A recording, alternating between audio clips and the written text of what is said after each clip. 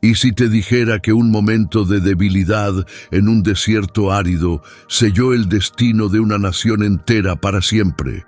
Enterrado en los registros familiares del Génesis, existe un nombre que se convertiría en el adversario eterno de lo divino: Amalek. Pero esto es lo que realmente desconcierta a investigadores y teólogos por igual. ¿Por qué el Creador, que mostró misericordia a Egipto a pesar de sus siglos de esclavitud y perdonó a Nínive a pesar de su crueldad, pronunció una guerra total contra estos errantes del desierto? ¿Qué acto horrible cometieron que provocó la proclamación más aterradora que se encuentra en todo el texto sagrado? Borraré por completo todo rastro de ellos de la existencia bajo el cielo. Los amalecitas no eran simplemente otra fuerza opositora. Compartían lazos de sangre con Israel, descendiendo directamente del propio nieto de Abraham, pero algo se corrompió profundamente en su ser. Imagina esta escena: antiguos esclavos agotados, por fin liberados después de 4 siglos de cautiverio, tambaleándose por las tierras áridas. ¿Quién ataca contra ellos? No los poderosos ejércitos que los perseguían, sino atacantes nómadas que deliberadamente atacaron a los más vulnerables, masacrando niños pequeños y ancianos que iban rezagados. ¿Por qué harían esto? La explicación revela algo tan perturbador sobre el lado oscuro de la humanidad que el Todopoderoso declaró: «Esto termina ahora».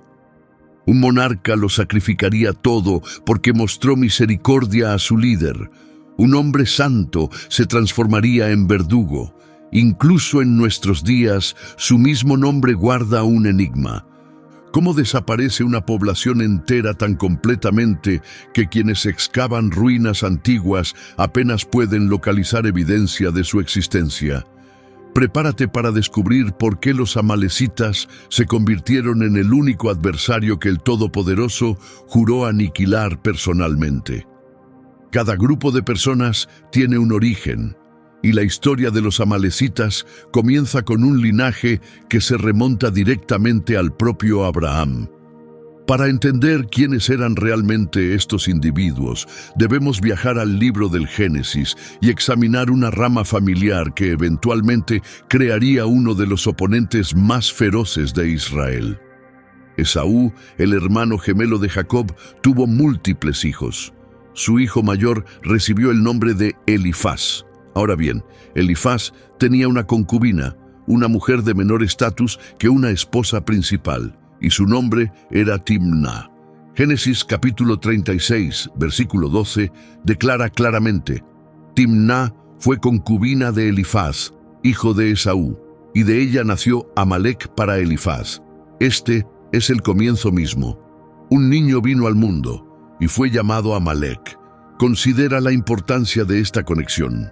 Amalek descendía de Esaú como su nieto, lo que lo convertía en bisnieto de Isaac y lo colocaba a solo 4 generaciones de Abraham. Los amalecitas no eran extraños ni pueblos desconocidos de territorios lejanos. La sangre de los padres fundadores corría por sus cuerpos. Pertenecían a la misma familia extendida, parientes lejanos de los israelitas, que eventualmente vendrían a través del linaje de Jacob. Ese mismo capítulo del Génesis procede a contar a Amalek entre los líderes tribales de Edom. El versículo 16 lo nombra directamente: Coré, Gatam y Amalek. Estos representaban a los jefes que rastreaban su ascendencia hasta Elifaz, dentro de Edom, todos descendiendo de Ada.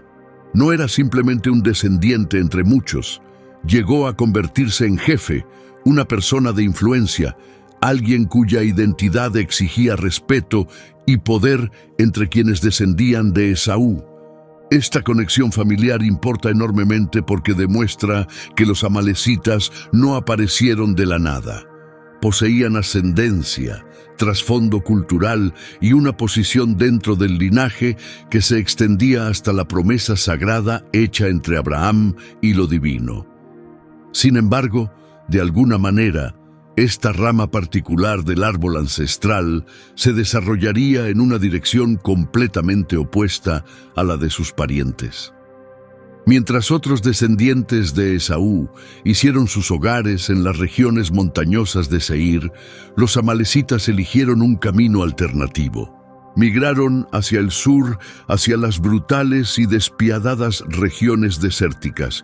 El desierto del Negev y la región del Sinaí se convirtieron en sus lugares de residencia, territorios donde el agua era extremadamente escasa, la vida vegetal era mínima, y mantenerse con vida exigía experiencia y habilidades especializadas. El Negev ocupa el límite sur de lo que eventualmente formaría el dominio de Israel. Sirve como zona de transición que conecta los territorios cultivados del norte con los extensos páramos que se extienden hacia el sur. La región del Sinaí se extiende aún más hacia el sur, una tremenda extensión de tierra árida, cadenas montañosas y suelo cubierto de piedra. Estos no eran lugares donde la agricultura fuera práctica o donde se pudieran construir centros urbanos. Estos eran territorios destinados a quienes dominaban el arte de soportar circunstancias extremas. Los amalecitas se adaptaron perfectamente a este brutal paisaje. Memorizaron la ubicación de cada fuente de agua y manantial subterráneo. Entendían cuáles wadis, esos canales de arroyos secos, se desbordarían brevemente cuando llegaran las tormentas poco frecuentes. Dominaron las habilidades de encontrar paso a través de brechas montañosas y cruzar vastos terrenos desérticos abiertos. Esta experiencia se convirtió en su posesión más valiosa. Al reclamar estas tierras, los amalecitas se posicionaron a lo largo del camino sur que conducía a Canaán. Cualquier grupo viajero que se moviera de Egipto hacia la tierra prometida necesariamente viajaría a través o junto a las tierras amalecitas. Las principales rutas comerciales que conectaban Egipto con los territorios del noreste pasaban directamente por estas áreas. Esta ubicación no fue accidental. Los amalecitas controlaban tierra de vital importancia. Nunca construyeron magníficos centros urbanos ni fundaron comunidades duraderas como lo hicieron los pueblos vecinos. Más bien, permanecieron constantemente en movimiento, reubicando sus campamentos según los cambios estacionales y donde pudieran encontrar provisiones. Sus refugios podían desmontarse y transportarse rápidamente. Este movimiento constante les proporcionaba ventajas que los pueblos que vivían en ubicaciones fijas nunca tuvieron. Podían atacar rápidamente y luego desaparecer en el desierto donde los perseguidores no podían rastrearlos. El terreno mismo servía como su aliado. Los forasteros carecían de familiaridad con la geografía. No tenían conocimiento de las fuentes de agua ni de qué senderos montañosos podían cruzarse realmente. Pero los amalecitas poseían comprensión completa de cada roca y cada cañón oculto. Esta profunda familiaridad con su entorno los transformó en una seria amenaza para cualquiera que cruzara las tierras que reclamaban. Aquí hay algo que confunde a muchas personas que estudian la Biblia. Los amalecitas aparecen en las Escrituras incluso antes de que la persona llamada Amalek existiera. Esto parece contradictorio inicialmente, pero en realidad revela algo significativo sobre cómo las civilizaciones antiguas veían la geografía y la identidad de grupo. En Génesis capítulo 14 descubrimos a Abraham participando en una operación de rescate. Múltiples gobernantes habían participado en guerra y el sobrino de Abraham, Lot, había sido tomado prisionero. Abraham reunió a sus guerreros expertos y persiguió a los gobernantes que habían capturado a Lot. El versículo 7 describe el camino que estos gobernantes recorrieron. Luego invirtieron su curso y viajaron a En Mispat, que es Cades, y sometieron toda la región que pertenecía a los amalecitas, junto con los amorreos que residían en Hasezón Tamar. La región que pertenecía a los amalecitas. Sin embargo, esto ocurrió durante la vida de Abraham, generaciones antes de que su tataranieto Amalek siquiera existiera. ¿Cómo es esto posible? La explicación es que Moisés, el autor del Génesis, estaba retratando el paisaje usando terminología que su audiencia reconocería. Estaba comunicando: sometieron el área que ustedes actualmente reconocen como tierra amalecita. Se asemeja a decir que Colón viajó a las Américas, a pesar de que ese título no existía durante su época. Esta mención demuestra que cuando Moisés compuso sus escritos, los amalecitas se habían arraigado tan firmemente en esa área que la tierra misma llevaba su identificación. Su ocupación se había vuelto duradera y ampliamente conocida. Todos reconocían la tierra amalecita. Representaba un elemento establecido del terreno geográfico. El hecho de que Moisés empleara esta descripción indica que los amalecitas habían habitado esas áreas desérticas del sur durante un periodo extremadamente prolongado. Múltiples generaciones habían venido y se habían ido. Habían reclamado esos territorios como propios, tan completamente que la región llevaba su título. Este no era un grupo recién formado que aún buscaba su tierra natal. Cuando Israel finalmente los encontró, representaban una antigua fuerza establecida en el Negev y el Sinaí. Existir en el desierto influía en cada aspecto de la civilización amalecita. El trabajo agrícola era imposible. Simplemente no existían agua suficiente ni suelo productivo. Construir centros comerciales no era factible. Vivían como errantes, reubicándose perpetuamente. Así que construyeron una sociedad enfocada en algo diferente: apoderarse de lo que otros habían creado. Los amalecitas se transformaron en saqueadores. Esto no era ni ocasional ni aleatorio. El saqueo evolucionó en toda su existencia, su sistema financiero, su carácter central. Monitoreaban los caminos comerciales que cruzaban su dominio. Las caravanas de mercaderes que transportaban carga preciosa desde Egipto hacia Mesopotamia o desde Arabia hacia Canaán necesitaban atravesar los territorios que los amalecitas dominaban. Estas caravanas estaban expuestas al peligro. Se movían a velocidades lentas, cargadas con mercancías. Sus protectores eran frecuentemente pequeños en número, empleados para proteger contra ladrones ordinarios, pero no preparados para asaltos militares coordinados. Los amalecitas observaban y permanecían pacientes. Memorizaban los caminos, entendían dónde descansarían las caravanas durante la noche, reconocían dónde el paisaje les proporcionaba superioridad. Cuando atacaban, atacaban rápidamente. El combate en condiciones desérticas exige rapidez y el elemento sorpresa.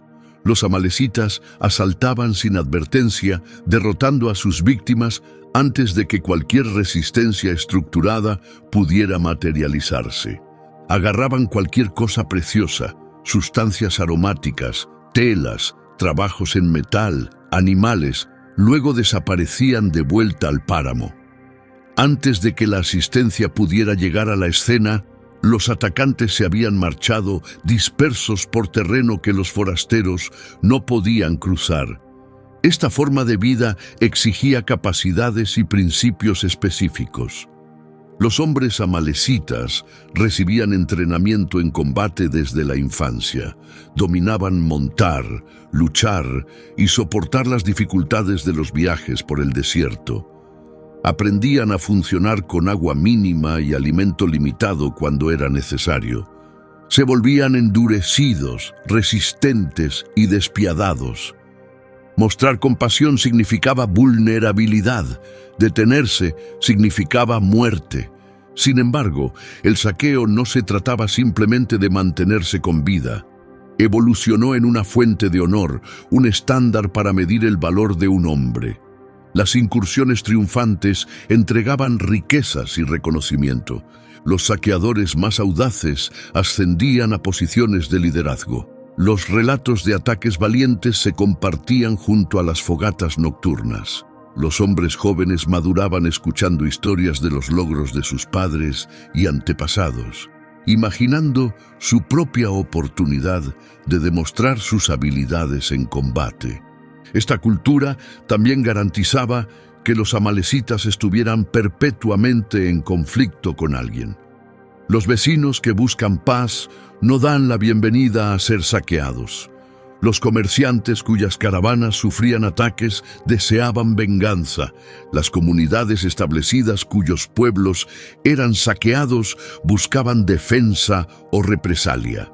Los amalecitas existían en una condición interminable de guerra, lo que solo fortalecía su cultura de combate y su dependencia en la brutalidad. Los amalecitas descendían del linaje de Esaú, ubicándolos dentro del clan edomita más grande. Sin embargo, las conexiones familiares en tiempos antiguos eran complicadas y la ascendencia compartida no producía automáticamente armonía o compañerismo. Otros descendientes de Esaú habitaban diferentes territorios y seguían diferentes formas de vida. Numerosos grupos edomitas se asentaron en el territorio montañoso de Seir, posicionado al este del valle de Arabá. Estas tierras altas proporcionaban seguridad superior y mayores recursos en comparación con el páramo expuesto. Con el tiempo, estos edomitas construyeron asentamientos, cultivaron cosechas en las tierras bajas y crearon un estilo de vida más permanente. Los amalecitas hicieron una elección diferente. Permanecieron en los páramos del sur, preservando su existencia errante. Esta separación en ubicación y costumbres creó distancia entre ellos y sus parientes edomitas. Compartían lazos de sangre, pero no seguían prácticas idénticas ni perseguían objetivos idénticos. Ocasionalmente, esta conexión producía ventajas compartidas. Cuando las circunstancias los favorecían, los amalecitas podrían asociarse con otros grupos edomitas. Si una amenaza compartida ponía en peligro a ambas poblaciones, podrían unir su fuerza. Los matrimonios entre hogares formaban lazos y asociaciones. El intercambio de mercancías y conocimiento ocurría entre los grupos, pero la conexión nunca alcanzó una fusión o solidaridad completa. Los amalecitas preservaban su carácter único. No se veían a sí mismos como simplemente otra tribu edomita. Eran los amalecitas, distintos, autónomos, obedeciendo a sus propios jefes y practicando sus propias costumbres. Sus tradiciones del páramo y estilo de vida de saqueo los distinguían de las poblaciones edomitas más establecidas. Esta autosuficiencia significaba que frecuentemente operaban independientemente. Cuando los amalecitas elegían asaltar una caravana o atacar una comunidad, no requerían aprobación ni consenso de otras autoridades edomitas. Alcanzaban sus propias conclusiones y aceptaban sus propios peligros. Si esas conclusiones producían repercusiones, esas repercusiones los afectaban exclusivamente. Los edomitas que residían en Seir construyeron una civilización más estructurada con el tiempo, finalmente creando una monarquía con una línea de gobernantes sucesivos. Los amalecitas nunca siguieron esta dirección, permanecieron organizados por tribus, guiados por jefes cuyo poder derivaba de la capacidad y el logro, en lugar de la sucesión heredada. Esta estructura gubernamental alternativa los separaba aún más de sus parientes edomitas. Hacia el norte del dominio amalecita se extendía el territorio de Canaán, poblado por diversos grupos que habían construido ciudades-estado independientes y asentamientos agrícolas. La cercanía de los amalecitas a estas poblaciones cananeas garantizaba que el contacto fuera inevitable, aunque el carácter de estos contactos variaba. Las ciudades-estado cananeas encarnaban una sociedad completamente distinta de los amalecitas errantes. Poseían fortificaciones, edificios sagrados, administraciones estructuradas y economías basadas en la agricultura. Conducían comercio con regiones remotas y construyeron culturas avanzadas. Desde sus centros urbanos protegidos, los monarcas cananeos gobernaban regiones circundantes y recaudaban pagos de las aldeas periféricas. Para los amalecitas, los cananeos simbolizaban tanto posibilidad como restricción. Los centros urbanos cananeos poseían gran riqueza, pero también mantenían fuertes defensas. Asaltar un centro urbano fortificado exigía herramientas de guerra especializadas y compromiso prolongado, capacidades que los saqueadores errantes no podían sostener. Así que lanzar asaltos directos a centros urbanos cananeos rara vez era factible. Más bien, los amalecitas se concentraban en presas más fáciles. Las comunidades agrícolas más allá de las murallas protectoras carecían de defensas. La temporada de cosecha, cuando el grano se recogía y guardaba, presentaba oportunidades para ataques. Los viajeros y las modestas caravanas que viajaban entre centros urbanos podían ser emboscados. Los amalecitas dominaron la habilidad de tomar lo que fuera posible sin desencadenar la respuesta armada completa de un gobernante cananeo. Ocasionalmente, las situaciones políticas abrían puertas para asociaciones. Un gobernante cananeo podría emplear saqueadores amalecitas como soldados contratados cuando participaba en conflicto con una ciudad-estado competidora. Los amalecitas recibirían compensación y bienes robados, mientras que el gobernante cananeo obtenía poder de combate extra sin sostener una fuerza militar permanente. Estos acuerdos eran de corta duración y fundados enteramente en beneficio compartido, no en lealtad ni alianza genuina. Durante otros períodos, los gobernantes cananeos reunirían campañas de represalia contra los amalecitas si sus ataques se volvían demasiado destructivos. Un gobernante no podía permitir que sus dominios fueran saqueados sin reacción o parecería impotente. Así que periódicamente las fuerzas cananeas avanzarían hacia el páramo, intentando disciplinar a los atacantes y prevenir futuros golpes. Estas campañas rara vez lograban capturar a los amalecitas de rápido movimiento, pero comunicaban una advertencia. A pesar de estos encuentros, los amalecitas nunca se fusionaron en la sociedad cananea. No adoptaron tradiciones, creencias ni formas de vida cananeas.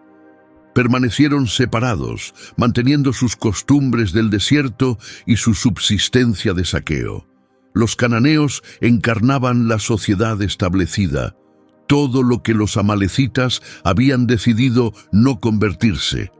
La mayoría de las civilizaciones antiguas construyeron sus sistemas financieros en la agricultura o el comercio. Cultivaban campos, criaban animales, fabricaban productos o permitían el movimiento de mercancías entre territorios distantes. Los amalecitas eligieron una dirección completamente diferente. Su sistema financiero era parasitario, dependiendo de apoderarse de lo que otros habían creado. El saqueo no era un complemento a su subsistencia, era su subsistencia. Las riquezas de los amalecitas se originaban de los esfuerzos de otros. Cuando los comerciantes trabajaban durante meses para acumular mercancía preciosa y transportarla a través de caminos desérticos, los amalecitas acechaban cerca para agarrar esos bienes en un momento brutal. Cuando los agricultores dedicaban temporadas a cultivar cosechas, los amalecitas aparecían en tiempo de recolección para reclamar el rendimiento.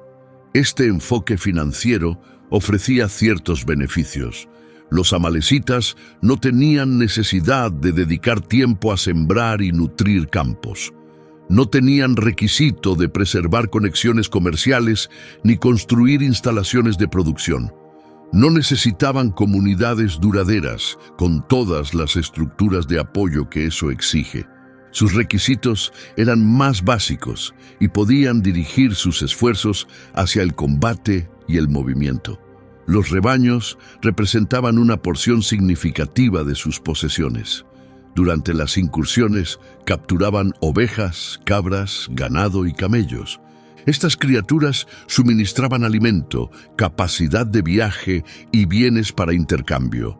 Los rebaños masivos significaban prosperidad y triunfo.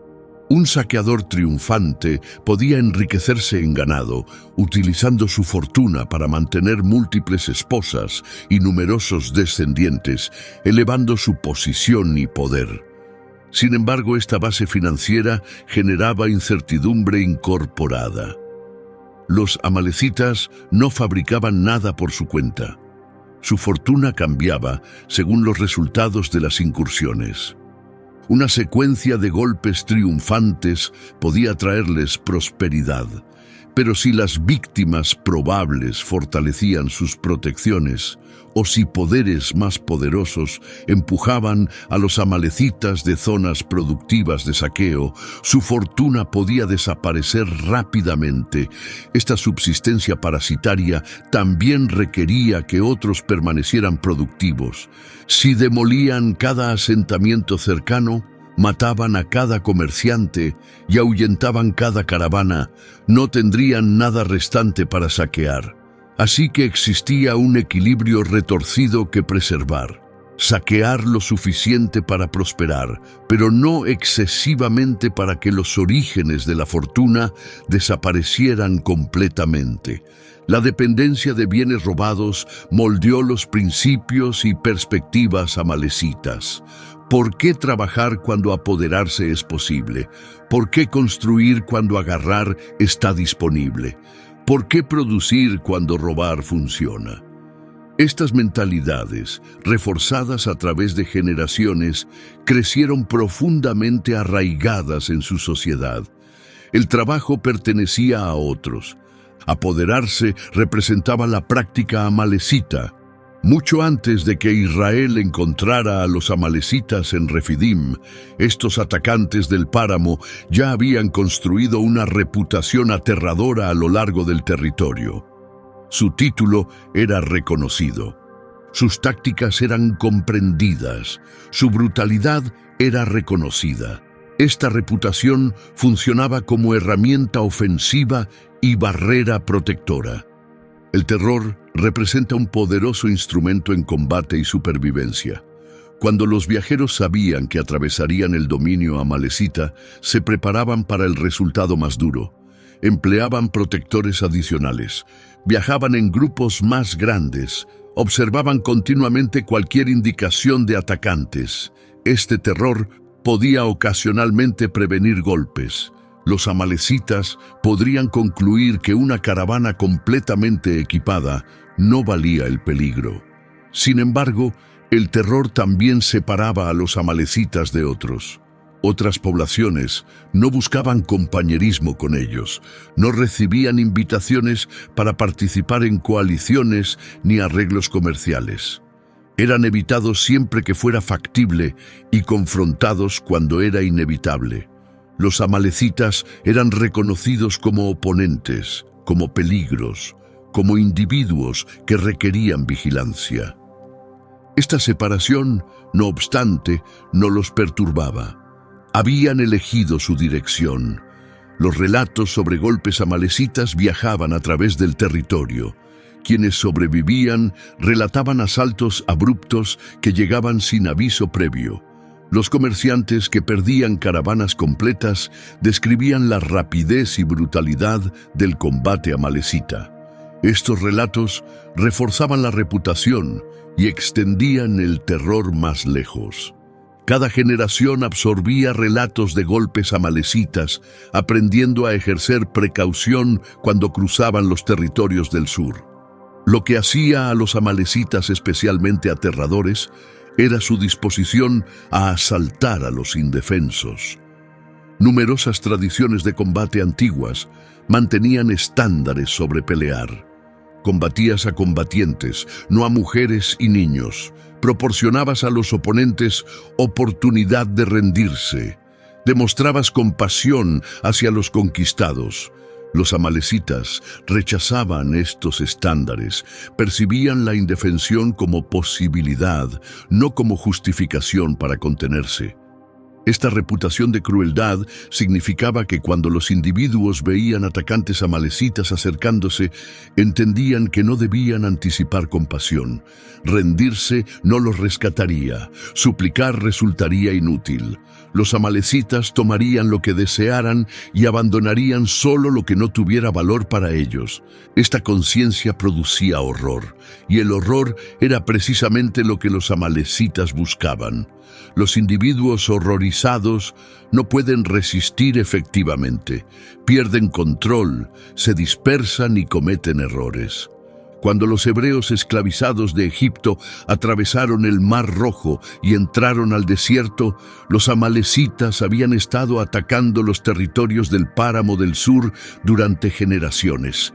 Su reputación estaba firmemente confirmada, su dominio estaba inequívocamente marcado, sus tácticas eran reconocidas, representaban un elemento familiar en el territorio. Peligrosos, despiadados y perpetuamente observando oportunidades para asaltar a los impotentes. Los israelitas habían observado recientemente algo inimaginable. Habían cruzado a través del Mar Rojo sobre terreno seco, mientras las aguas permanecían suspendidas como barreras en cada flanco. Habían presenciado a las fuerzas militares del faraón perecer en las aguas persiguiéndolos. Alcanzaron la libertad después de 400 años de esclavitud en Egipto. Sin embargo, la libertad en el desierto llegó con dificultades frescas. Viajaron a través del páramo y la expedición resultó exigente. Estos no eran combatientes disciplinados ni errantes experimentados. Eran hogares, hombres, mujeres, niños y ancianos que habían dedicado su existencia a formar ladrillos en Egipto. Actualmente marchaban a través de un paisaje despiadado con provisiones restringidas, descubriendo cómo depender de lo divino para el sustento de cada día. Los israelitas alcanzaron un lugar llamado Refidim. Establecieron campamento allí, pero surgió una dificultad. No existía agua, la gente experimentaba sed y sus quejas se intensificaron.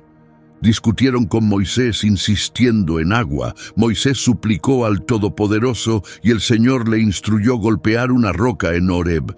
Moisés siguió el mandato y el agua fluyó para que la gente consumiera. Esta era la circunstancia en Refidim, una enorme asamblea de antiguos cautivos, agotados de viajar, luchando con la deshidratación y las quejas, solo comenzando a comprender lo que seguir a lo divino a través del páramo requería. Estaban expuestos, estaban desorganizados, no presentaban peligro para nadie. Entonces, Éxodo, capítulo 17, versículo 8, documenta lo que ocurrió después. Los amalecitas llegaron y golpearon a los israelitas en Refidim, sin aviso previo, sin instigación, sin desacuerdo sobre tierra ni enfrentamiento anterior.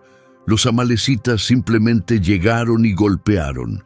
Israel no había entrado al dominio amalecita solicitando algo. No habían puesto en peligro a los amalecitas ni saqueado sus campamentos. Eran personas desplazadas cruzando a través del páramo, luchando por soportar.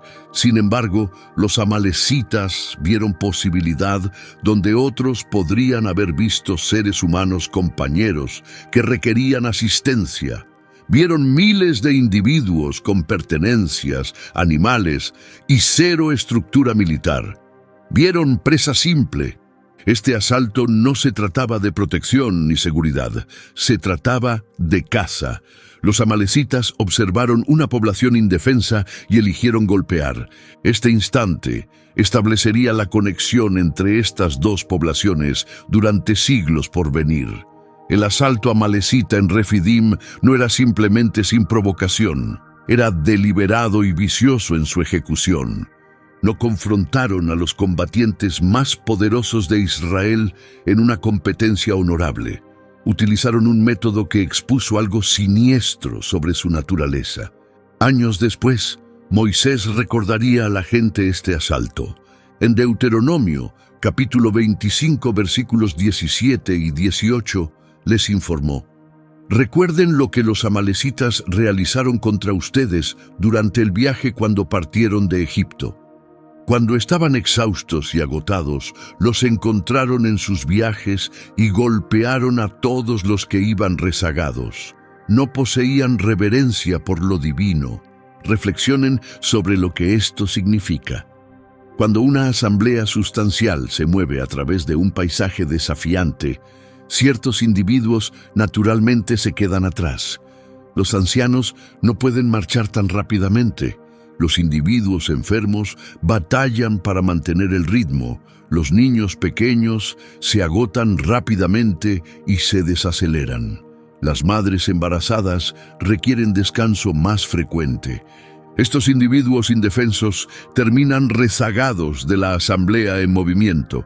Los amalecitas deliberadamente se enfocaron en estos rezagados.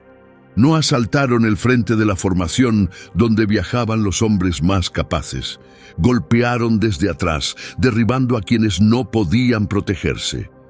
Hombres y mujeres ancianos que habían soportado décadas de cautiverio en Egipto fueron asesinados mientras batallaban para permanecer con sus hogares.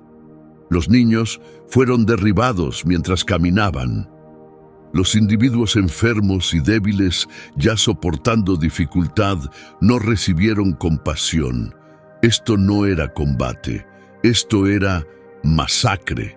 Los combatientes batallan con otros combatientes, pero los amalecitas optaron por matar a los indefensos. Seleccionaron las víctimas más simples, aquellas incapaces de resistir, aquellas que no presentaban peligro. Esta elección estratégica demostró una ausencia total de simpatía humana.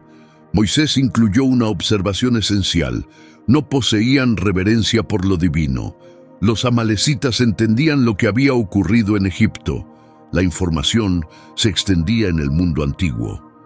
Los relatos de las aflicciones, la división del Mar Rojo y la aniquilación de las fuerzas militares del faraón habrían circulado a través del territorio. Todos entendían que la deidad de Israel era poderosa y protegía a su pueblo. Sin embargo, a los amalecitas no les importaba. No mostraron respeto, prudencia ni consideración por la deidad que había realizado recientemente maravillas. Vieron individuos indefensos y golpearon sin consideración por protección celestial ni límites éticos. Esta falta de temor no era valentía. Representaba un rechazo de cualquier poder más allá de sus deseos personales. El asalto amalecita obligó a Israel a reaccionar. No podían simplemente huir. ¿A dónde escaparían? Necesitaban permanecer y batallar. Moisés convocó a un hombre llamado Josué y le proporcionó direcciones precisas. Éxodo capítulo 17, versículo 9, documenta la orden de Moisés. Selecciona a algunos de nuestros hombres y avanza a combatir a los amalecitas.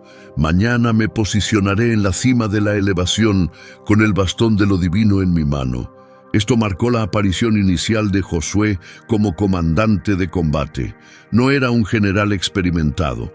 Como todos los demás, había existido como cautivo en Egipto. Sin embargo, Moisés le confió esta asignación esencial. Josué realizó precisamente lo que Moisés solicitó. Eligió hombres de entre los israelitas para reunir una unidad de combate. Mientras tanto, Moisés ascendió a la cumbre de una elevación vecina, trayendo a Aarón y un hombre llamado Hur junto a él. Moisés elevó el bastón de lo divino, el mismo bastón elevado sobre el Mar Rojo, el mismo bastón que había entregado aflicciones sobre Egipto. Los versículos 11 y 12 retratan lo que transcurrió durante el conflicto. Siempre que Moisés mantenía sus brazos elevados, los israelitas estaban triunfando. Sin embargo, siempre que dejaba caer sus brazos, los amalecitas estaban triunfando. Cuando los brazos de Moisés se volvieron fatigados, recuperaron una piedra y la posicionaron debajo de él, y él descansó sobre ella. Aarón y Hur sostuvieron sus brazos, uno posicionado en cada flanco, asegurando que sus brazos permanecieran firmes hasta que llegara la oscuridad. Esto representaba un método inusual de conducir conflicto. Josué y sus combatientes realizaban el combate físico en el campo, golpeando con espadas y protegiéndose contra asaltos amalecitas. Sin embargo, la resolución del conflicto dependía de que Moisés mantuviera sus brazos elevados en la cumbre. Cuando sus extremidades estaban levantadas, Israel dominaba. Cuando sus extremidades descendían por agotamiento, Amalec obtenía superioridad. Aarón y Hur entendieron lo que estaba ocurriendo. Localizaron una piedra para que Moisés descansara, removiendo algo de la tensión corporal de él. Luego se posicionaron en flancos opuestos, sosteniéndole físicamente las extremidades cuando él ya no podía manejar independientemente. Sostuvieron este arreglo hasta que cayó la oscuridad. El versículo 13 proporciona el resultado. Así, Josué derrotó a las fuerzas amalecitas a través de la espada. El conflicto fue asegurado. La confrontación armada inicial de Israel concluyó en triunfo. Sin embargo, todos reconocieron que este triunfo se originó de lo divino, no de su experiencia de combate personal. El bastón elevado representaba dependencia del poder celestial, y esa dependencia creó la distinción. Siguiendo la conclusión del conflicto y la derrota de Israel al asalto amalecita, el Todopoderoso se dirigió a Moisés. Lo que declaró difería de cualquier cosa declarada sobre cualquier otra población. Esto no era simplemente una proclamación sobre un conflicto, representaba un anuncio que resonaría a través de generaciones. Éxodo capítulo 17, versículo 14, documenta las palabras divinas. Entonces el Señor declaró a Moisés: «Inscribe esto sobre un pergamino como algo que requiere recordación, y asegura que Josué reciba este mensaje, porque eliminaré completamente la identidad de Amalec de debajo del cielo». Lo divino ordenó que esta promesa fuera documentada permanentemente.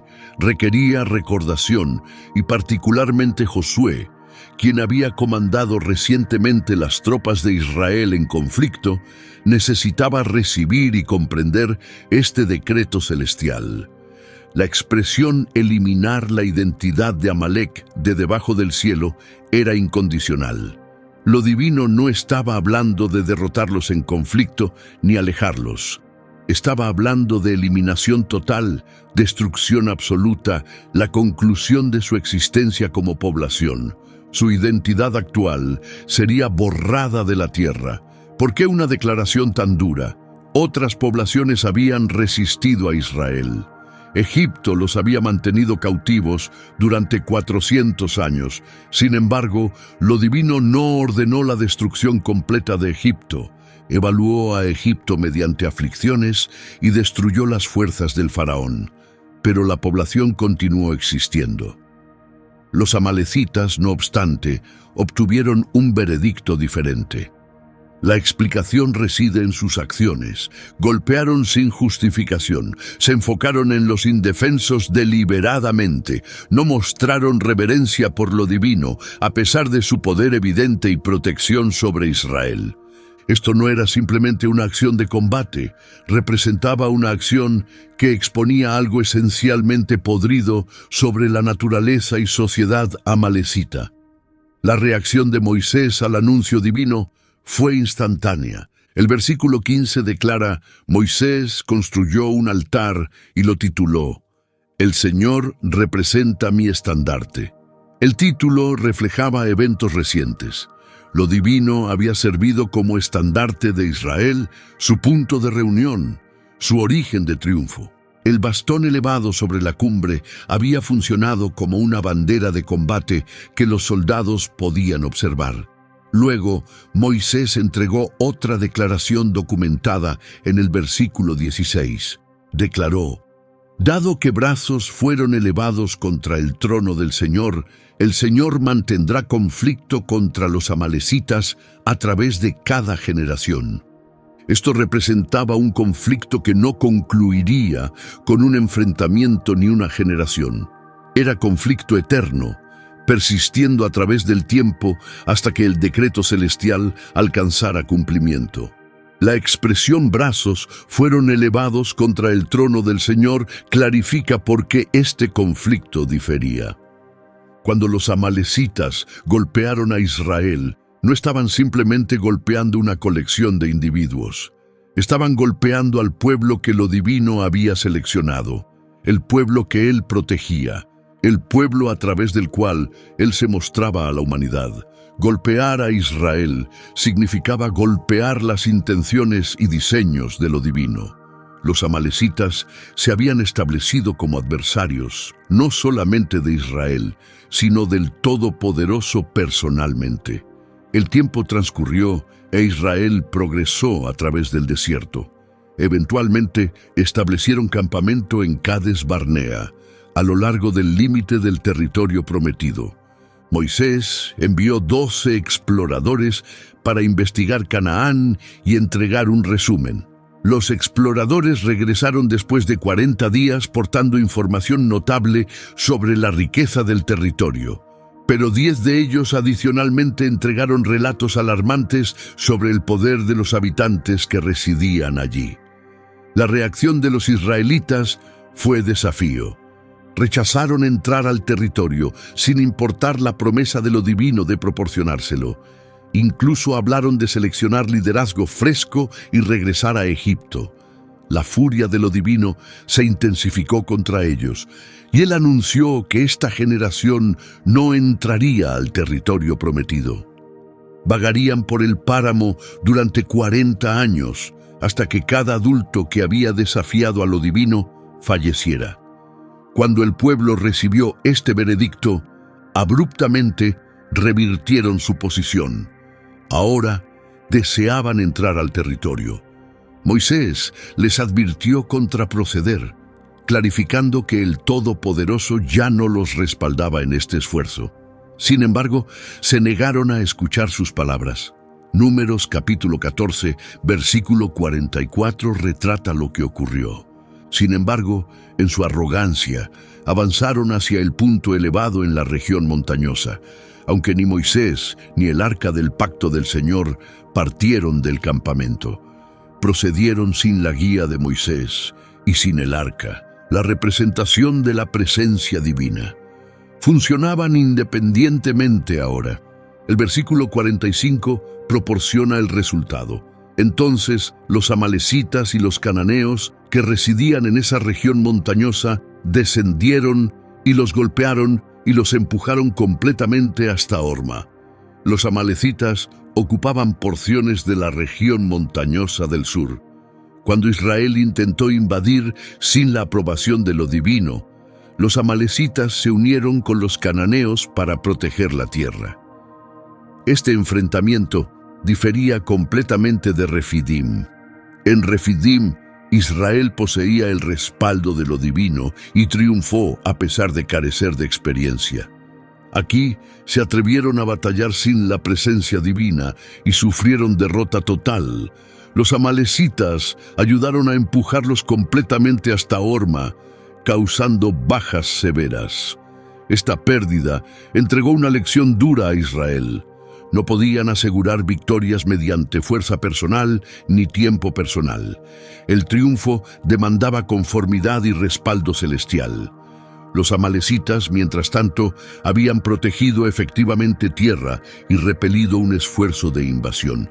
Décadas después, cuando Israel se preparaba para finalmente entrar al territorio prometido, ocurrió un suceso inusual.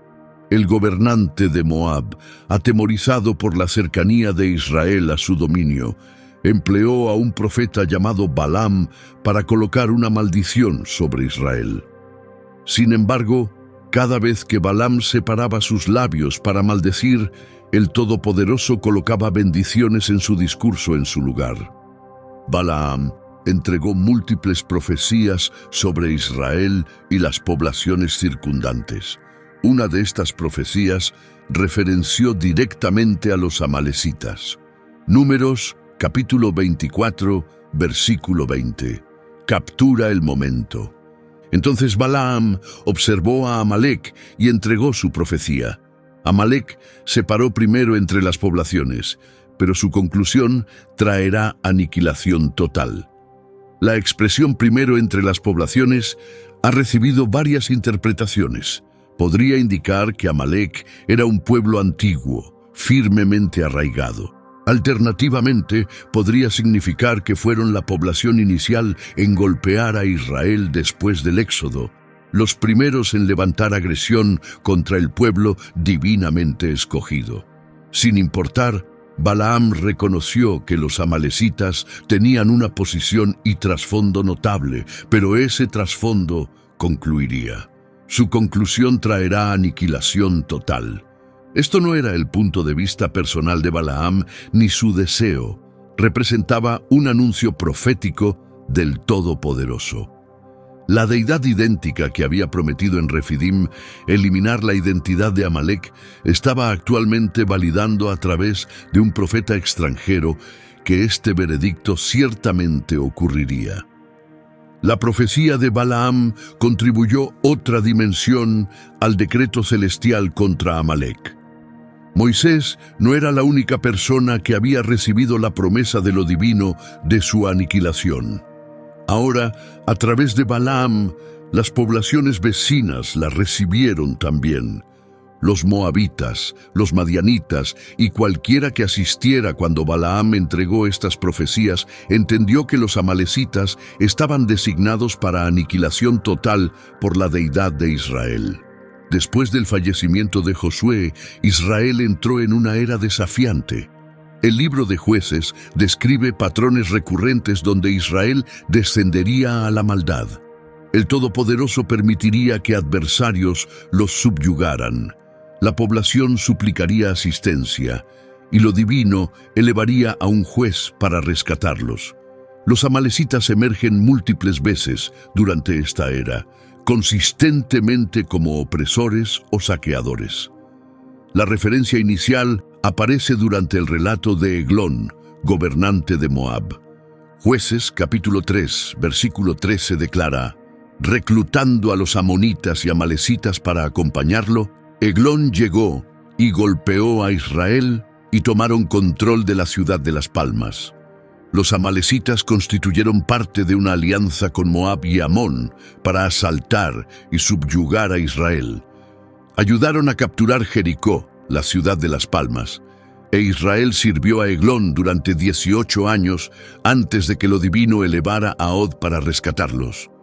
Después, los amalecitas participaron en una campaña aún más catastrófica.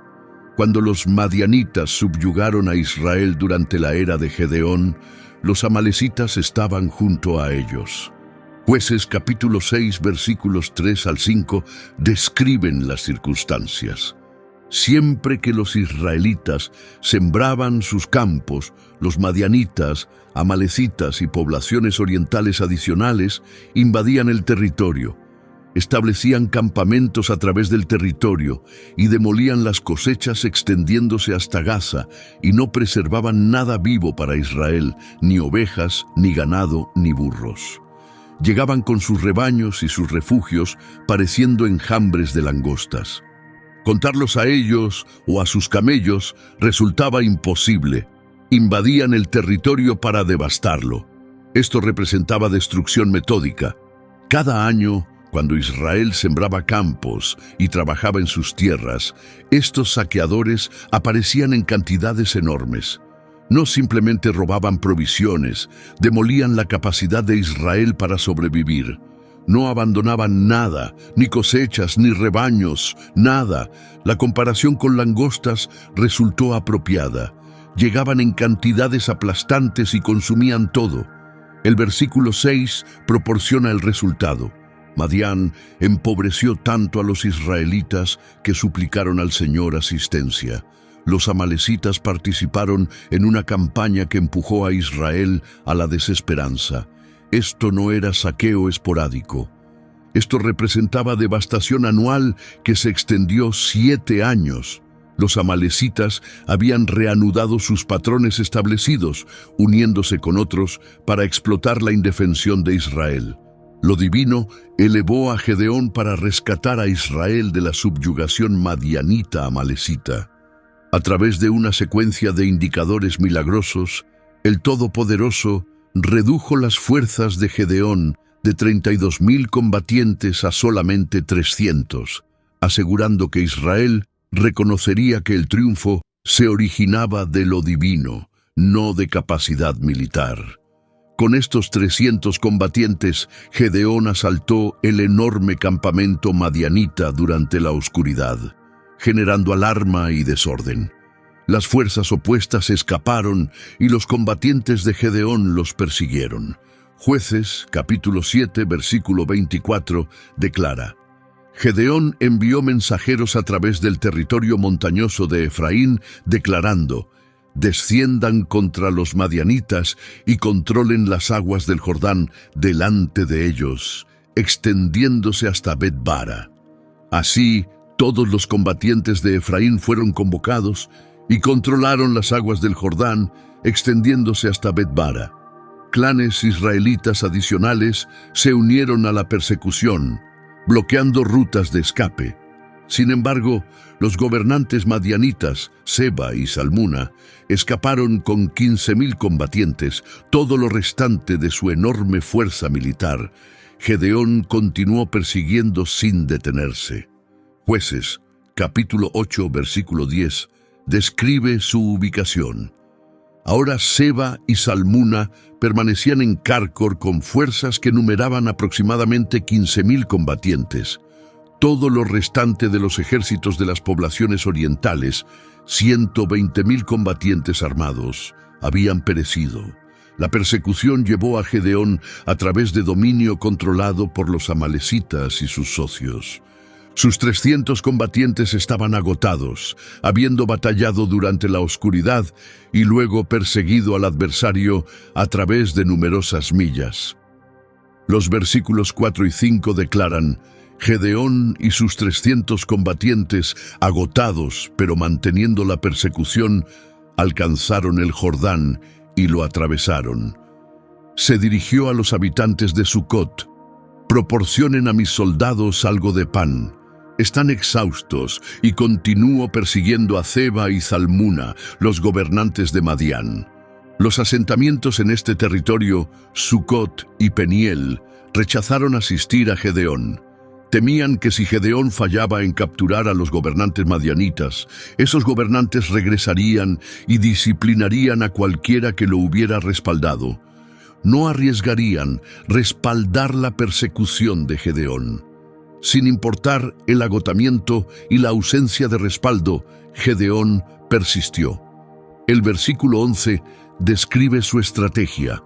Gedeón avanzó por el sendero de los errantes al este de Noba y Yogbeá y golpeó a las fuerzas desprevenidas.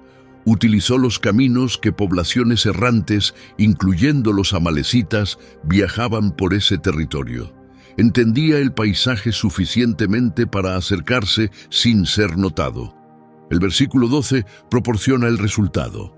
Seba y Salmuna, los dos gobernantes de Madián, escaparon, pero él los persiguió y los capturó, dispersando sus fuerzas completas. Gedeón logró su asignación. La subyugación, que duró 7 años, finalmente concluyó. La alianza de madianitas, amalecitas y poblaciones orientales fue destrozada. Sus gobernantes fueron capturados y ejecutados. Este triunfo demostró que aunque los amalecitas podían establecer asociaciones poderosas y devastar a Israel cuando lo divino lo permitía, no podían soportar cuando lo divino elegía rescatar a su población. La modesta fuerza de Gedeón, fortalecida por el Todopoderoso, Conquistó ejércitos, incluyendo a los amalecitas, sin importar su experiencia y cantidades. Años habían transcurrido desde la era de los jueces, e Israel ahora poseía un monarca. Saúl había recibido unción del profeta Samuel y había guiado a Israel a través de múltiples triunfos militares. Sin embargo, ahora Samuel se acercó a Saúl portando una comunicación particular directamente de lo divino. 1 Samuel, capítulo 15, versículo 1 establece el contexto.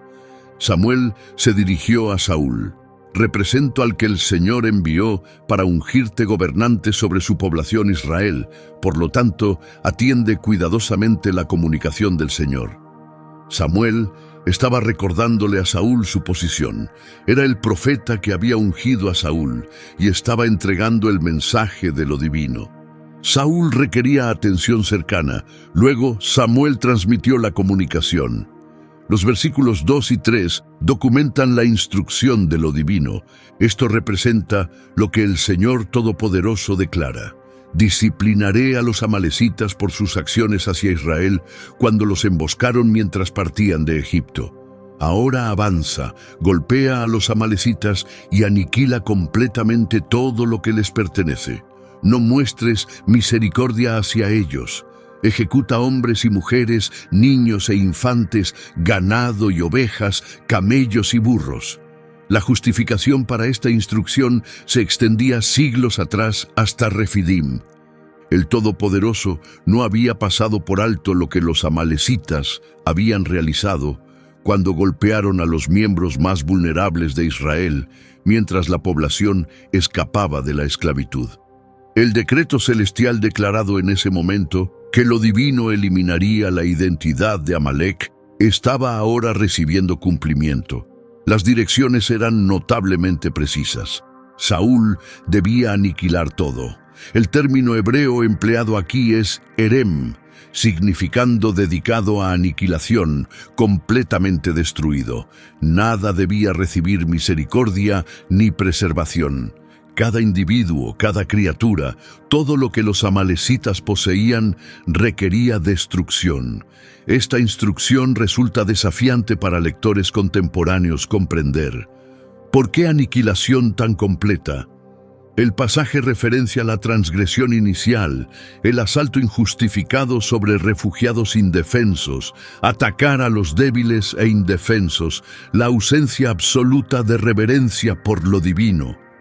Los amalecitas se habían transformado en una representación de resistencia a las intenciones de lo divino, y su tradición de brutalidad se había transferido a través de generaciones. Saúl obtuvo estas direcciones inequívocamente. No existía incertidumbre ni espacio para entendimiento alternativo. El profeta, que lo había ungido gobernante, estaba frente a él, transmitiendo la instrucción directa de lo divino. La reacción de Saúl expondría mucho sobre su naturaleza y su aptitud para servir como monarca. Saúl respondió a la instrucción de lo divino reuniendo su ejército. 1 Samuel, capítulo 15, versículo 4, declara: «Así Saúl convocó a los combatientes y los contó en Telaim, 200,000 soldados de infantería y 10,000 de Judá». Esto representaba una fuerza militar enorme, demostrando que Saúl se acercaba a la asignación con seriedad y desplegaba recursos armados sustanciales. El versículo 5 describe el método de Saúl. Saúl viajó al centro urbano de Amalek y organizó un ataque sorpresa en el cañón. Empleó tácticas de combate, organizando sus tropas para superioridad óptima. Los amalecitas poseían centros urbanos en este período, no simplemente campamentos errantes, sugiriendo que habían creado comunidades más duraderas a través de los siglos. Antes de golpear, Saúl entregó una advertencia a otra población que residía en la región. El versículo 6 documenta: «Entonces se dirigió a los quenitas: partan, abandonen a los amalecitas, previniendo que los aniquile junto a ellos, porque demostraron generosidad a cada israelita cuando partieron de Egipto.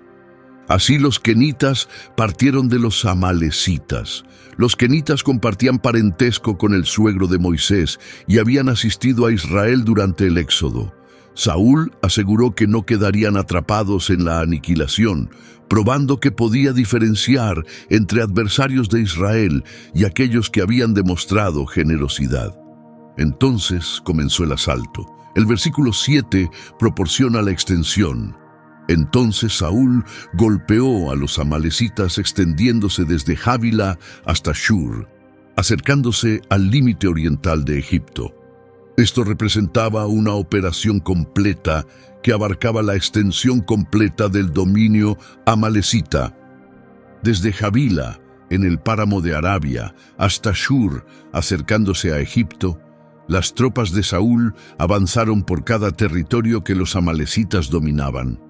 El versículo 8 describe el resultado del combate.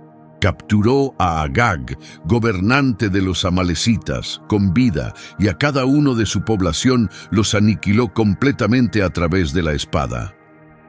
Desde una perspectiva de combate, esto representaba triunfo total.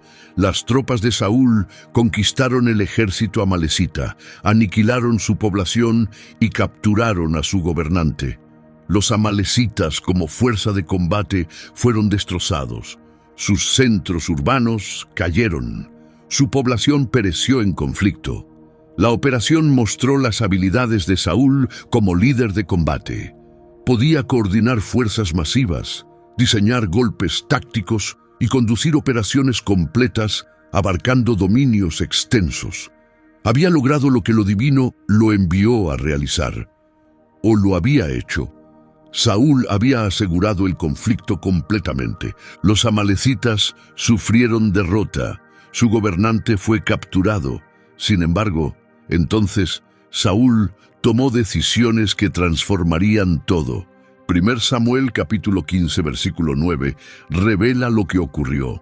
Sin embargo, Saúl y el ejército preservaron a Agag y lo mejor de las ovejas y ganado, los terneros gordos y corderos, todo lo que poseía valor. Estos se negaron a aniquilar completamente, pero todo lo despreciado y débil lo aniquilaron completamente. Examinen eso de cerca. Saúl preservó al rey Agag con vida. El ejército preservó los mejores rebaños, las criaturas preciosas adecuadas para vender o utilizar. Aniquilaron solamente lo que carecía de valor o parecía débil. Esto representaba lo precisamente opuesto de lo que lo divino había instruido. El Todopoderoso declaró aniquilar todo. Saúl eligió preservar los artículos preciosos. ¿Por qué se comportó Saúl de esta manera? El pasaje no proporciona su razonamiento original, pero podemos observar el patrón. Las mejores ovejas y ganado tenían valor. ¿Por qué desperdiciarlos? El rey Agag representaba un premio, un gobernante oponente capturado para exhibir como evidencia de triunfo. Saúl estaba tomando decisiones prácticas, preservando lo que parecía beneficioso o precioso. Sin embargo, estas decisiones prácticas rompieron direcciones celestiales directas. El Todopoderoso no había declarado: aniquilen todo excepto los artículos preciosos. Declaró: no muestren misericordia hacia ellos. No existía provisión de excepción ni autorización para aplicar razonamiento humano para alterar la instrucción. El versículo 12 revela lo que Saúl realizó después del conflicto. Al amanecer, Samuel se levantó y viajó para encontrar a Saúl. Sin embargo, recibió información. Saúl ha viajado a Carmelo. Allí ha construido un memorial honrándose a sí mismo y ha partido continuando hacia Gilgal. Saúl viajó a Carmelo y levantó un memorial para sí mismo. Estaba honrando su triunfo, conmemorando su logro, construyendo algo para glorificar su identidad personal. Este memorial revela el pensamiento de Saúl. Percibió esta operación como su logro, su triunfo, su realización. Sentía orgullo sobre sus acciones. Deseaba que la gente recordara su logro de combate, pero había pasado por alto algo esencial. Esta no era su asignación para completar según su preferencia. Esto representaba el veredicto de lo divino, siendo realizado a través de él. La diferencia es severa. El Todopoderoso declaró eliminar la identidad de Amalek. Saúl construyó un memorial a su identidad personal. El Todopoderoso declaró aniquilar todo. Saúl preservó lo mejor de todo. El Todopoderoso proporcionó instrucciones explícitas. Saúl las alteró según su razonamiento personal. Mientras Saúl honraba su triunfo y construía memoriales, el Todopoderoso se dirigía a Samuel. Lo que lo divino declaró esa tarde significaría un momento crucial en la crónica de Israel. 1 Samuel capítulo 15 versículo 10 documenta: Entonces el mensaje del Señor alcanzó a Samuel. Esto ocurrió durante la oscuridad, después de que el conflicto concluyó y mientras Saúl permanecía en Carmelo. El Todopoderoso no esperó a que Samuel descubriera el desafío de Saúl. Lo reveló directamente a su profeta. El versículo 11 contiene la declaración aplastante de lo divino. Siento pesar de que establecí a Saúl como gobernante porque se ha apartado de mí y no ha cumplido mis direcciones. El término pesar aquí comunica dolor profundo y angustia, no que el Todopoderoso cometiera un error. Lo divino se afligió de que Saúl había fallado, de que el individuo seleccionado para servir como gobernante se había apartado de la conformidad. La reacción de Samuel demuestra cuán profundamente esto lo afectó. El versículo continúa: Samuel experimentó furia y suplicó al Señor durante toda esa tarde. Samuel dedicó la noche completa a súplica, clamando hacia lo divino. Experimentó furia, ya sea hacia Saúl, hacia las circunstancias o hacia las consecuencias. No recibimos explicación. Sin embargo, estaba profundamente perturbado y suplicó a lo divino durante la oscuridad. ¿Por qué fue tan grave el desafío de Saúl? Había asegurado el conflicto. Había conquistado a los amalecitas mediante combate. Había aniquilado la mayoría de lo que lo divino instruyó. ¿Era eso insuficiente? Sin embargo, el punto de vista de lo divino difería. La conformidad incompleta representa desafío. Cuando el Todopoderoso proporciona direcciones particulares, seguir la mayoría mientras se ignoran porciones no califica como conformidad. El asunto particular concernía lo que lo divino había instruido sobre Amalek. Esto no era simplemente otro conflicto u otro adversario. Esto representaba la realización de un veredicto celestial declarado siglos antes en Refidim. El Todopoderoso personalmente había anunciado conflicto contra Amalek. Había prometido eliminar su identidad. La función de Saúl era servir como instrumento de ese veredicto celestial, no alterarlo según su sabiduría personal. Al preservar a Agag y retener los mejores rebaños, Saúl demostró que confiaba en su razonamiento personal por encima de la instrucción de lo divino. Determinó lo que debía sufrir aniquilación y lo que debía recibir preservación. Reemplazó su sabiduría por las direcciones explícitas de lo divino. Esto reveló una dificultad fundamental con la naturaleza de Saúl. Cumpliría con el Todopoderoso cuando pareciera sensato para él, pero modificaría o ignoraría instrucciones que fallaran en coincidir con su comprensión. El pesar de lo divino sobre establecer a Saúl como gobernante significaba que la conexión estaba rota. Saúl había demostrado ser inadecuado para la posición. Un gobernante de Israel requería conformidad completa con lo divino, no conformidad selectiva.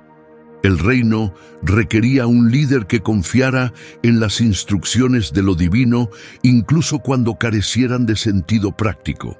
La mañana después de su noche de súplica, Samuel viajó para localizar a Saúl. 1 Samuel 15, versículo 12 declara que recibió información de que Saúl había viajado a Carmelo y después a Gilgal. Samuel viajó a Gilgal para desafiar al gobernante. El versículo 13 describe su encuentro. Cuando Samuel llegó ante él, Saúl declaró: «El Señor te conceda favor. He cumplido las direcciones del Señor». Saúl recibió a Samuel con seguridad, incluso solicitando el favor de lo divino sobre el profeta. Luego afirmó conformidad total: «He cumplido las direcciones del Señor». En la percepción de Saúl, había completado la asignación exitosamente. La reacción de Samuel llegó inmediata y afiladamente.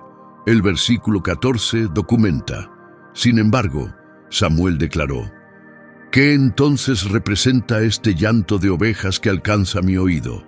¿Qué representa este mugido de ganado que detecto?». Samuel podía percibir las criaturas que Saúl había preservado. La prueba de desobediencia estaba literalmente generando sonidos a su alrededor. Saúl afirmó conformidad total mientras estaba rodeado por evidencia de su conformidad incompleta. Saúl intentó clarificar. El versículo 15 proporciona su respuesta. Saúl respondió: «Los combatientes los transportaron de los amalecitas, preservaron lo mejor de las ovejas y ganado para presentar como ofrendas al Señor, tu deidad, pero aniquilamos completamente el resto». Observen la justificación de Saúl. Inicialmente asignó culpa a los combatientes. Ellos preservaron las criaturas. No, yo las preservé. Transfirió responsabilidad lejos de sí mismo. Adicionalmente, afirmó una intención sagrada. Las criaturas servirían como ofrendas a lo divino. Estaba presentando desafío como devoción. Samuel permaneció sin impresionarse. Los versículos 16 a 19 documentan su reacción. «Suficiente», Samuel declaró a Saúl. «Permíteme informarte lo que el Señor me comunicó durante la noche». «Infórmame», Saúl respondió. Samuel declaró: «Aunque previamente parecías insignificante en tu percepción personal, no te convertiste en el líder de los clanes de Israel.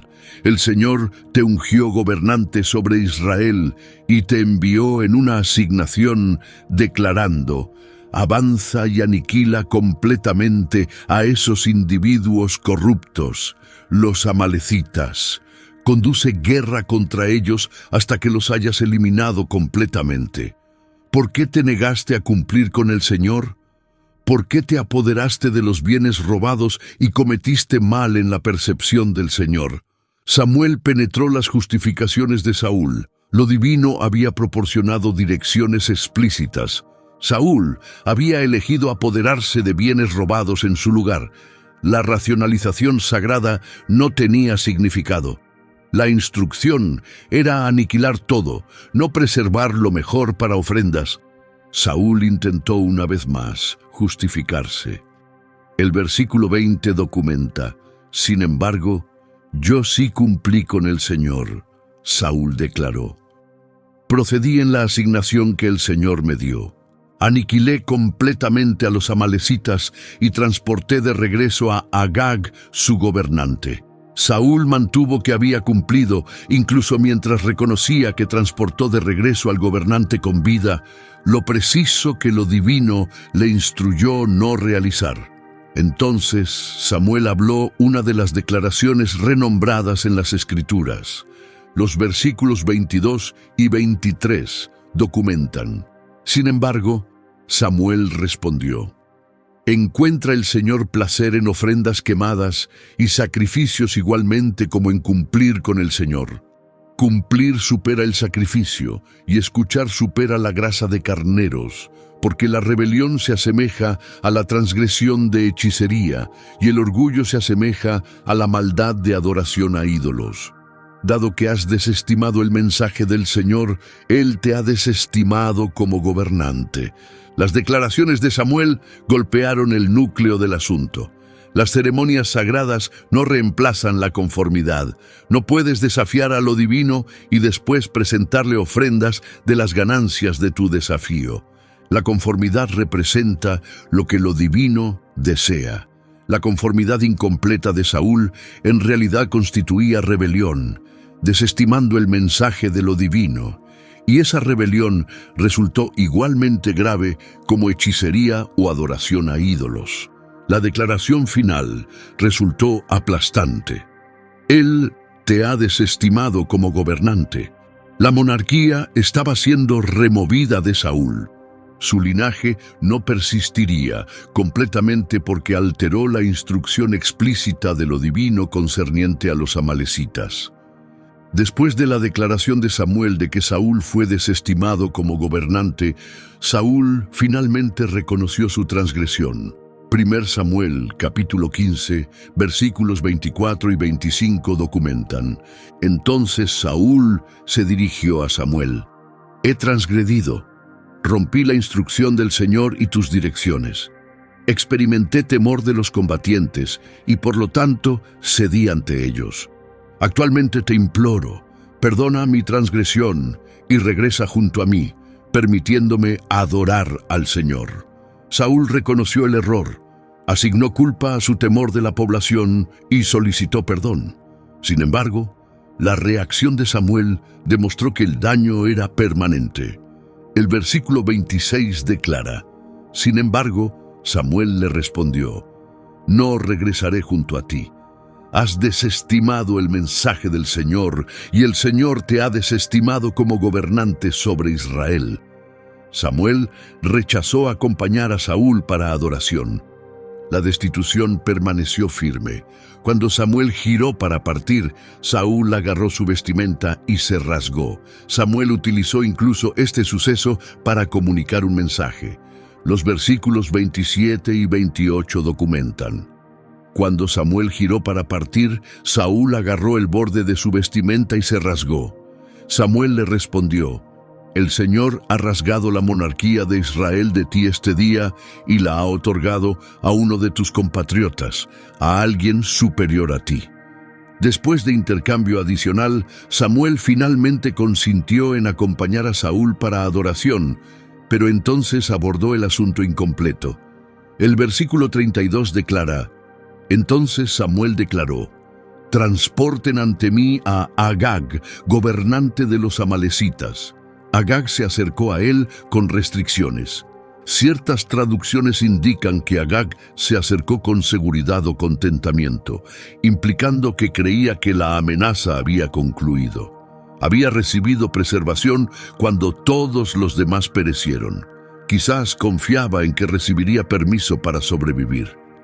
El versículo 32 continúa con la declaración de Agag, y Agag declaró: Ciertamente la dureza de la muerte ha concluido. Agag creía que estaba protegido. Había soportado el conflicto, había permanecido con vida durante días. Ciertamente si intentaban matarlo, lo habrían realizado previamente. Sin embargo, Samuel tenía intenciones diferentes. El versículo 33 documenta la declaración y acción de Samuel. Sin embargo, Samuel declaró: Así como tu espada ha dejado a mujeres sin descendencia, igualmente tu madre quedará sin descendencia entre las mujeres. Y Samuel ejecutó a Agag ante el Señor en Gilgal. Samuel personalmente realizó la ejecución del gobernante amalecita, recordando su brutalidad personal antes de completar el veredicto que Saúl había descuidado terminar. Las declaraciones de Samuel expusieron algo sobre la naturaleza y acciones de Agag. Tu espada ha dejado a mujeres sin descendencia. Agag había servido como gobernante salvaje, matando hombres y abandonando viudas y huérfanos. Su reinado había sido distinguido por brutalidad y crueldad. Actualmente encontraría el destino idéntico que había entregado sobre otros. La ejecución ocurrió ante el Señor en Gilgal, en un lugar de adoración, como acción de terminar el veredicto celestial. Samuel personalmente garantizó que la instrucción de lo divino recibiera cumplimiento completo, a pesar de que el gobernante había descuidado realizarlo. Los años transcurrieron y David emergió como el gobernante subsecuente, el compatriota que Samuel había referenciado que superaba a Saúl. Sin embargo, antes de que David reclamara el trono, experimentó sus confrontaciones personales con los amalecitas durante sus años como refugiado de Saúl. David pasó periodos residiendo entre los filisteos para protección. El gobernante filisteo Aquis le proporcionó el asentamiento de Siclag como cuartel general. 1 Samuel 27, 8-9 retrataba las operaciones de David. Actualmente David y sus combatientes avanzaban y saqueaban a los gesuritas, los jersitas y los amalecitas. Desde periodos antiguos, estas poblaciones habían residido en el territorio, extendiéndose hacia Shur y Egipto. Siempre que David golpeaba una región, no preservaba hombre ni mujer con vida, pero capturaba ovejas y ganado, burros y camellos y vestimentas. Luego regresaría hacia Aquis. David estaba saqueando el dominio amalecita, avanzando el conflicto que lo divino había anunciado contra ellos. Capturaba sus rebaños y posesiones y garantizaba que nadie sobreviviera para comunicar sus operaciones. Cuando Aquis cuestionaba dónde había saqueado, David proporcionaría respuestas engañosas, preservando su engaño mientras genuinamente batallaba contra adversarios de Israel. Sin embargo, entonces llegó la catástrofe. 1 Samuel 30, 1-2 retratan lo que ocurrió. David y sus combatientes llegaron a Siclag en el tercer día. Actualmente los amalecitas habían saqueado el Negev y Siclag. Habían golpeado Siclag y lo incineraron, y habían capturado como prisioneras a las mujeres y a todos los demás dentro de él, tanto jóvenes como ancianos. No mataron a ninguno de ellos, pero los transportaron mientras procedían en su camino. Mientras David estaba ausente, saqueadores amalecitas habían golpeado Siclag. Incineraron el asentamiento y capturaron a todos como prisioneros, incluyendo a las 2 esposas de David, Ahinoam y Abigail. Así David y sus combatientes lloraron en voz alta hasta que no poseían energía restante para llorar. La devastación resultó completa. Todo había desaparecido. Todos a quienes amaban fueron capturados. Los combatientes personales de David se volvieron contra él en su dolor. David experimentó angustia severa porque los combatientes estaban discutiendo apedrearlo. Cada individuo sentía amargura en el espíritu debido a sus hijos e hijas. Sin embargo, David descubrió fuerza en el Señor su deidad. En su instante más desesperado, David se volvió hacia lo divino en busca de fuerza. David consultó al Señor a través del sacerdote Abiatar, cuestionando si debía perseguir a los saqueadores. Los versículos 7 y 8 documentan: Entonces David se dirigió a Abiatar el sacerdote, descendiente de Ahimelech. «Transpórtame el efod». Abiatar se lo transportó y David consultó al Señor.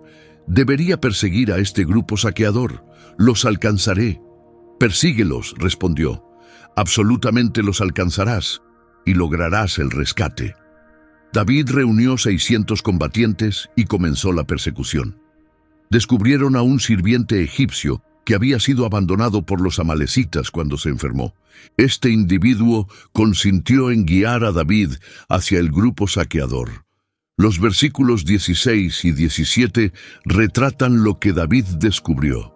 Lo guió hacia abajo, y allí aparecieron dispersos a través del terreno, consumiendo, bebiendo y celebrando debido a la enorme cantidad de bienes robados que habían capturado del territorio de los filisteos y de Judá. David batalló contra ellos desde la oscuridad hasta la tarde del día subsecuente, y ninguno de ellos escapó excepto 400 combatientes jóvenes que partieron en camellos y escaparon. David golpeó y batalló durante un día y tarde completos. El versículo 18 proporciona el resultado. David recuperó todo lo que los amalecitas habían capturado, incluyendo a sus 2 esposas. Liberó a todos y todo. El versículo 19 complementa: nada estuvo ausente, joven o anciano, hijo varón o hija mujer, bienes robados ni nada más que habían capturado. David lo transportó todo de regreso. Los amalecitas habían capturado prisioneros en lugar de matarlos, posiblemente intentando comerciarlos como sirvientes. Esta elección permitió a David liberar a todos con vida, pero los saqueadores amalecitas mismos sufrieron destrucción, excepto 400 que escaparon en camellos. Una referencia final significativa a una amalecita emerge en el relato de la Biblia y se vincula directamente a la conclusión de Saúl.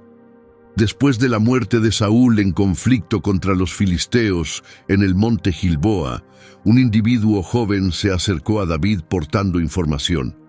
Segundo Samuel capítulo 1, versículos 1 y 2 establecen el contexto. Después del fallecimiento de Saúl, David regresó de derribar a los amalecitas y permaneció en Siclag 2 días. En el tercer día, un individuo llegó del campamento de Saúl con sus vestimentas rasgadas y suelo sobre su cabeza. Este mensajero se acercó con indicadores dramáticos de luto. Los versículos 3 y 4 retratan el intercambio. Cuando se acercó a David, descendió al suelo para mostrar respeto. ¿De dónde has llegado? David lo cuestionó. Respondió: he escapado del campamento israelita. ¿Qué ocurrió? David cuestionó. Infórmame. Los combatientes escaparon del conflicto, declaró. Muchos de ellos colapsaron y perecieron, y Saúl y su descendiente Jonatán han perecido. David cuestionó cómo entendía que Saúl y Jonatán habían perecido. La respuesta del individuo joven emerge en los versículos 6 al 10. Declaró: ocurrió que estaba en el monte Gilboa, y allí estaba Saúl apoyándose en su lanza con los carros y sus operadores en persecución agresiva. Cuando giró y me observó, me llamó y respondí. ¿Qué puedo realizar? Me cuestionó. ¿Quién eres? Una amalecita, respondí. Entonces me respondió: posiciónate aquí junto a mí y mátame. Experimento las agonías de la muerte, pero permanezco con vida. Así me posicioné junto a él y lo maté porque entendía que después de su colapso no podría soportar. Y capturé la corona descansando sobre su cabeza y la banda sobre su brazo, y las he transportado aquí a mi amo. Si este relato resultó preciso o el amalecita estaba engañando para obtener aprobación permanece disputado. Sin embargo, la reacción de David resultó inmediata. Los versículos 14 al 16 documentan. David lo cuestionó. ¿Por qué no temiste extender tu mano para destruir al ungido del Señor? Entonces David convocó a uno de sus combatientes y declaró: avanza, derríbalo. Así lo derribó y pereció. Porque David le había respondido: tu sangre descansa sobre tu cabeza personal. Tu boca personal proporcionó testimonio contra ti cuando declaraste: maté al ungido del Señor. David realizó ejecución sobre el amalecita por afirmar que mató a Saúl, a pesar de que Saúl había servido como adversario de David. El gobernante ungido del Señor no debía sufrir muerte sin importar las circunstancias. La ironía resultó completa. Saúl perdió su monarquía por preservar a un gobernante amalecita, y actualmente un amalecita afirmaba que había matado a Saúl. Después de este momento, las referencias a amalecitas en las Escrituras se vuelven escasas. Primer Crónicas capítulo 4, versículo 43, referencia a una confrontación final, declarando que aniquilaron a los amalecitas sobrevivientes que habían huido, y han residido allí hasta el día presente. Esto ocurrió durante el reinado del rey Ezequías, siglos después de Saúl. Ciertos simeonitas golpearon a un remanente de amalecitas que habían escapado hacia la región montañosa de Seir. Para la era de los reinos separados y el período bíblico subsecuente, los amalecitas habían desaparecido como población distinguible. La población que previamente dominaba el páramo del sur, que había golpeado a Israel en Refidim, que había establecido asociaciones y saqueado comunidades, habían desaparecido.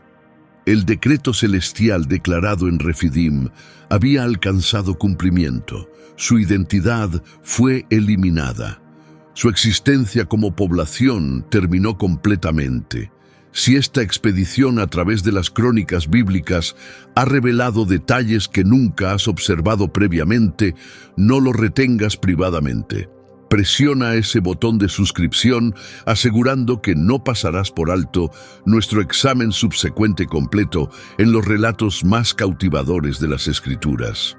Distribuye este video con alguien que aprecia las crónicas bíblicas o cualquiera que sea curioso sobre las poblaciones menos reconocidas de las Escrituras. E infórmanos en los comentarios qué elemento del relato amalecita te asombró más. Hasta la ocasión siguiente, continúa investigando la palabra de lo divino. Consistentemente permanece material adicional por descubrir.